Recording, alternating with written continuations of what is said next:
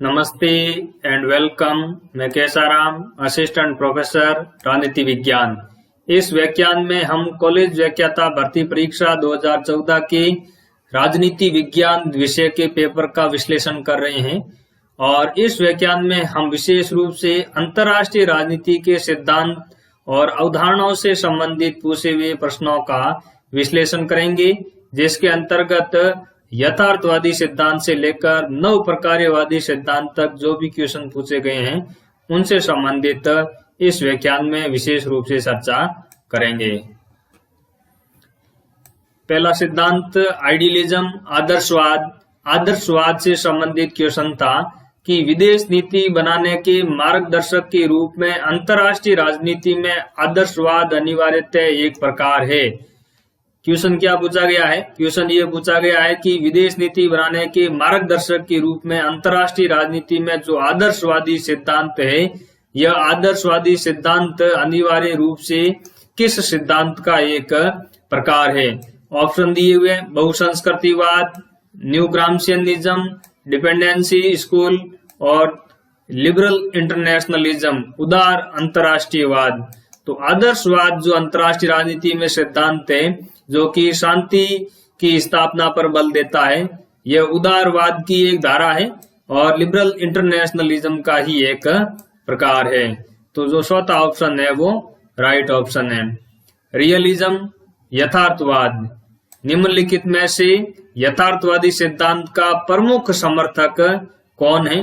तो हंस मॉर्गेंतो। आप सभी जानते हैं कि हंस मॉर्गेंतो का जो यथार्थवादी सिद्धांत है वह क्लासिकल रियलिज्म के दायरे के अंतर्गत आता है और स्पेशली हंस मॉर्गेंतो के द्वारा जो यथार्थवाद से संबंधित 6 प्रिंसिपल का जो प्रतिपादन किया गया है उनको सामूहिक रूप से पॉलिटिकल रियलिज्म के नाम से जाना जाता है।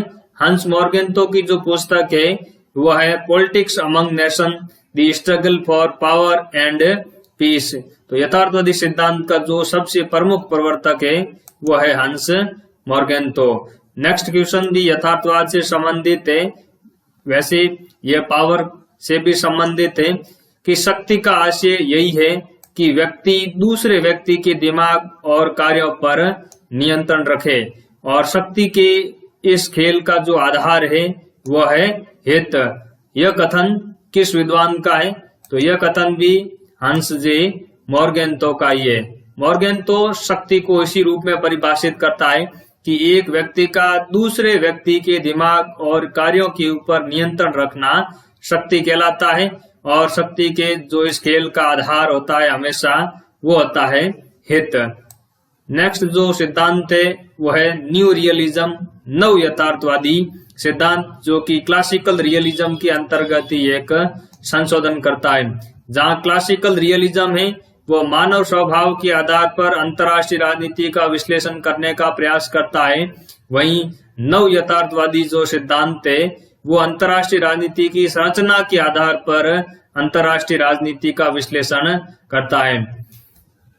नव यथार्थवादी सिद्धांत से संबंधित क्वेश्चन था कि नव यथार्थवाद से संबंधित त्रुटिपूर्ण कथन को पहचानिए।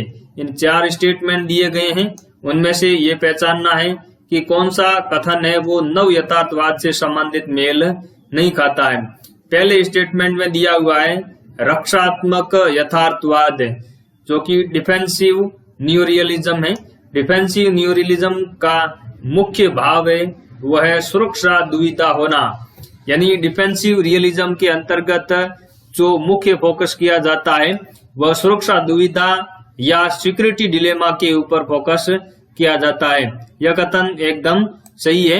सिक्योरिटी डिलेमा का मतलब होता है कि एक राज्य के द्वारा जब अपने अस्त्र शस्त्रों के अंतर्गत बढ़ोतरी की जाती है तो दूसरा राज्य है उसकी इस तरीके से व्याख्या करते हैं कि वह उसके लिए खतरा है और दूसरे राज्य भी अस्त्र शस्त्रों के अंतर्गत बढ़ोतरी करते हैं। इससे राज्यों के मध्य सुरक्षा दुविधा, सिक्योरिटी डिलेमा की भावना है वो उत्पन्न होती है। तो डिफेंसिव रियलिज्म का जो मुख्य भाव है वो है सिक्योरिटी डिलेमा का होना। ये एकदम सही स्टेटमेंट है। दूसरा जो कथन है वो है आक्रामक यथार्थवाद का मुख्य भाव है सापेक्ष लाभों का अधिकतम करना ऑफेंसिव रियलिज्म जो कि जॉन मीरसाइमर के द्वारा प्रतिपादित एक नव यथार्थवादी सिद्धांत है, इसके अंतर्गत इस बात पर बल दिया जाता है कि अंतर्राष्ट्रीय राजनीति के अंतर्गत राज्य है वो सापेक्ष लाभ के ऊपर बल देते हैं। यानी जब राज्य अंतर्राष्ट्रीय राजनीति के अंतर्गत व्यवहार करते हैं तब वो इस तरीके से देखते हैं कि दूसरे राज्य को इससे कितना लाभ होगा। तो इस तरीके से जब तुलनात्मक रूप से लाभ की बात की जाती है तो उसको सापेक्ष लाभ कहा जाता है। और आक्रामक यथार्थवाद के अनुसार अंतर्राष्ट्रीय राजनीति के अंतर्गत राज्यों के मध्य जो युद्ध का कारण होता है वह यही सापेक्ष लाभ की भावना होता है, क्योंकि राज्य दूसरे राज्य की तुलना में अपने लाभ को अधिकतम करने का प्रयास करते हैं। तो ये आक्रामक यथार्थवाद जो कि जॉन मीरसाइमर के द्वारा प्रतिपादित अंतर्राष्ट्रीय राजनीति में नव यथार्थवाद की एक धारा है, यह सापेक्ष लाभ की बात करता है। ये स्टेटमेंट भी सही है। तीसरा जो स्टेटमेंट वो कहता है कि स्थिरता के लिए बहुध्रुवीयता पर बल, यानी नव यथार्थवादी सिद्धांत है वह स्थिरता के लिए मल्टीपोलरिटी पर बात करता है कि जब मल्टीपोलर सिस्टम होता है तब अंतर्राष्ट्रीय राजनीति के अंतर्गत स्थिरता आती है। यह स्टेटमेंट बिल्कुल गलत है, क्योंकि नव यथार्थवादी सिद्धांत है वह बहुध्रुवीयता की बात नहीं करता बल्कि बायोपोलरिटी की बात करता है कि जब द्विध्रुवीयता होती है अंतर्राष्ट्रीय राजनीति के अंतर्गत, जब पावर के दो पोल होते हैं तब अंतर्राष्ट्रीय राजनीति के अंतर्गत स्थिरता होती है। बहुध्रुवीयता की तुलना में द्विध्रुवीयता को नव यथार्थवादी सिद्धांत है वो स्थिर मानता है, शांतिपूर्ण अंतर्राष्ट्रीय व्यवस्था मानता है। तो तीसरा जो स्टेटमेंट है वो गलत स्टेटमेंट है, क्योंकि नव यथार्थवाद बहुध्रुवीयता पर बल नहीं देता बल्कि द्विध्रुवीयता पर बल देता है। तो त्रुटिपूर्ण कथन है वो तीसरा है। चौथा जो स्टेटमेंट दिया हुआ वो है अंतर्राष्ट्रीय व्यवस्था की विद्यमानता, यानी अंतर्राष्ट्रीय व्यवस्था इंटरनेशनल सिस्टम है वो विद्यमान है, उपस्थित है, तथापि इसका अनिवार्यतः अराजक होना। अंतर्राष्ट्रीय व्यवस्था विद्यमान तो है लेकिन अंतर्राष्ट्रीय व्यवस्था जिस तरह की है उसकी महत्वपूर्ण विशेषता अराजकता है, एनार्की है, क्योंकि अंतर्राष्ट्रीय राजनीति के अंतर्गत राज्यों के ऊपर कोई सर्वोपरि सत्ता नहीं है, कोई वर्ल्ड गवर्नमेंट नहीं है जो कि राज्यों के व्यवहार को नियंत्रित कर सके।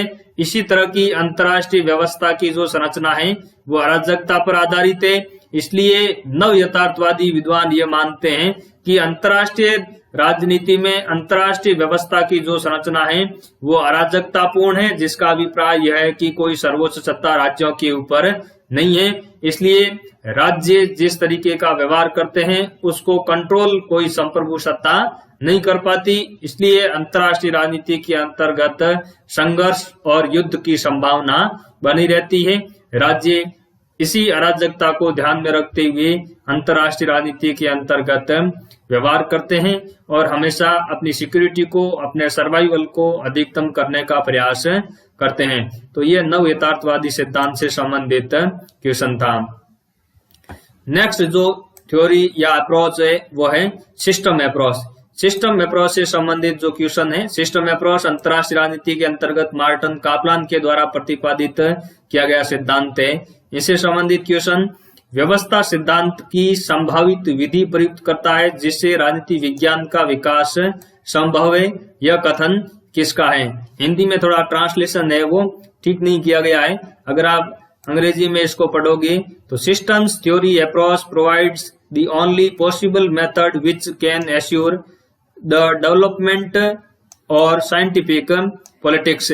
यानी यह कह रहा है कि व्यवस्था सिद्धांत का जो उपागम है वह एक ऐसी संभावित पद्धति प्रदान करता है जो कि अंतर्राष्ट्रीय राजनीति का जो विकास है, अंतर्राष्ट्रीय राजनीति को वैज्ञानिक राजनीति बनाता है। तो ये जो कथन है वह कथन किससे संबंधित है? यह कथन मार्टिन कापलान से संबंधित है। अगला सिद्धांत है मार्क्सवादी सिद्धांत। मार्क्सवादी सिद्धांत से संबंधित क्वेश्चन, अंतर्राष्ट्रीय संबंधों में मार्क्सवादी उपागम का अंतिम लक्ष्य क्या है? ऑप्शन है पूंजीवाद को उखाड़ फेंकना, वर्ग संघर्ष को तीव्र करना, अंतर्राष्ट्रीय साम्यवादी समुदाय की स्थापना करना या नव साम्राज्यवाद को प्रोत्साहित करना।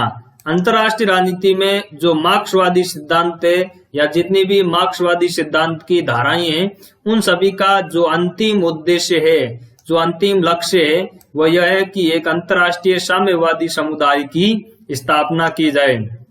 क्योंकि मार्क्सवादी सिद्धांत ये मानता है कि अंतर्राष्ट्रीय राजनीति के अंतर्गत जो स्टेट जिस तरीके का बिहेवियर करते हैं वह पूंजीवादी व्यवस्था के कारण बिहेवियर करते हैं।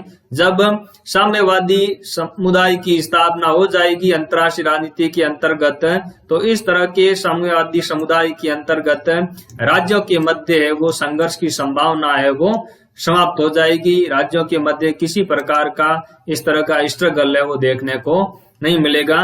तो अंतर्राष्ट्रीय संबंधों में मार्क्सवादी उपागम का जो अंतिम लक्ष्य है वो है अंतर्राष्ट्रीय साम्यवादी समुदाय की स्थापना करना। नेक्स्ट क्वेश्चंस जो कि मार्क्सिज्म की एक धारा वर्ल्ड सिस्टम थ्योरी है, उसे संबंधित क्वेश्चन पूछा गया है। वर्ल्ड सिस्टम थ्योरी है ये इमैनुअल वालरस्टीन के द्वारा प्रतिपादित है। क्वेश्चन है वालरस्टीन के विश्व अर्थव्यवस्था से संबंधित निम्नलिखित कथनों पर विचार कीजिए। यानी वर्ल्ड इकोनॉमी से संबंधित जो वालरस्टीन ने अपना विश्लेषण प्रस्तुत किया है, उनसे संबंधित दो कथन दिए गए हैं और ये पहचान करना है कि निम्न में से कौन सा कथन है वो सही कथन है। पहला स्टेटमेंट, इसके स्थान परक आयाम स्पेशियल डायमेंशन है, परिधि, अर्ध परिधि और केंद्रीय राज्य या कोर स्टेट। ये तो अपने आप में सही है क्योंकि इमैनुअल वालरस्टीन 3 स्पेशियल डायमेंशन बताता है, पेरीफेरी, सेमी पेरीफेरी और कोर स्टेट। इन्हीं के आधार पर वह वर्ल्ड सिस्टम थ्योरी का विकास करता है। दूसरा जो स्टेटमेंट है वो है टेम्पोरल डायमेंशन से संबंधित, लौकिक आयामों से संबंधित। लौकिक आयाम के अंतर्गत दिया हुआ चक्रीय ताल, सेकुलर प्रवृत्तियां, रणनीति एवं कंप्यूटर गणना। यह कथन है वो आधा सही है, लेकिन लास्ट का जो बात लिखी हुई है रणनीति एवं कंप्यूटर गणना, यह इमैनुअल वालरस्टीन नहीं बताता। इमैनुअल वालरस्टीन टेम्पोरल डायमेंशन के अंतर्गत 3 डायमेंशन बताता है, चक्रीय ताल यानी साइक्लिकल रिदम्स ये बताता है, सेकुलर ट्रेंड्स ये भी बताता है, और तीसरा जो लौकिक आयाम बताता है वो है कॉन्ट्राडिक्शन एंड क्राइसिस। लेकिन रणनीति एवं कंप्यूटर ये नहीं बताता, इसलिए दूसरा स्टेटमेंट है वो गलत स्टेटमेंट हो जाता है। तो केवल कौन सा स्टेटमेंट सही है? केवल पहला स्टेटमेंट सही है। ज्यादा व्याख्या के लिए मेरे YouTube चैनल पर वर्ल्ड सिस्टम थ्योरी के बारे में विस्तृत व्याख्यान दिया हुआ है, उसको देख करके आप वर्ल्ड सिस्टम थ्योरी के बारे में अपनी समझ है वो विकसित कर सकते हैं। नेक्स्ट जो क्वेश्चन है यह भी मार्क्सवाद से संबंधित है। लिस्ट फर्स्ट दी गई है जिसके अंतर्गत core theme of Marxian theory of international relations के बारे में बात की गई है, और दूसरी लिस्ट के अंतर्गत उनसे संबंधित विद्वानों की बात की गई है। तो पहला जो थीम है वो है imperialism at the Inception of capitalism, यानी साम्राज्यवाद है वो पूंजीवाद के आरंभ के रूप में। साम्राज्यवाद पूंजीवाद के आरंभ के रूप में यह जो कथन या स्टेटमेंट है वो रोजा लग्जमबर्ग का है। दूसरा centre peripheral theory, centre peripheral theory यह राउल प्रेबिस के द्वारा प्रतिपादित है।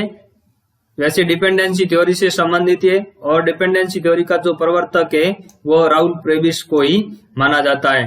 डेवलपमेंट ऑफ अंडर डेवलपमेंट यह जो आर्टिकल है ये आंद्रे गुंडर फ्रैंक का है, और न्यू ग्राम्सियनिज्म सिद्धांत है वह रॉबर्ट कॉकस के द्वारा प्रतिपादित सिद्धांत है। तो ये इनके कथन आर्टिकल या स्टेटमेंट या सिद्धांत है और ये उनसे संबंधित विद्वान दिए गए हैं। अगर आप इनको मिलान करोगे तो तीसरा जो ऑप्शन है वो ऑप्शन सही ऑप्शन बैठता है।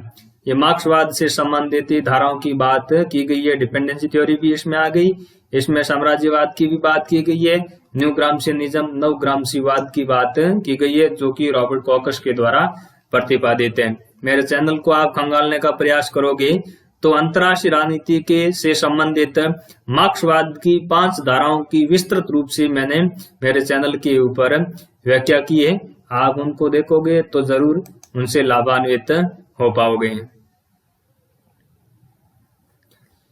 नेक्स्ट जो सिद्धांत है वह है फंक्शनलिज्म और न्यू फंक्शनलिज्म, प्रकार्यवाद और नव प्रकार्यवाद।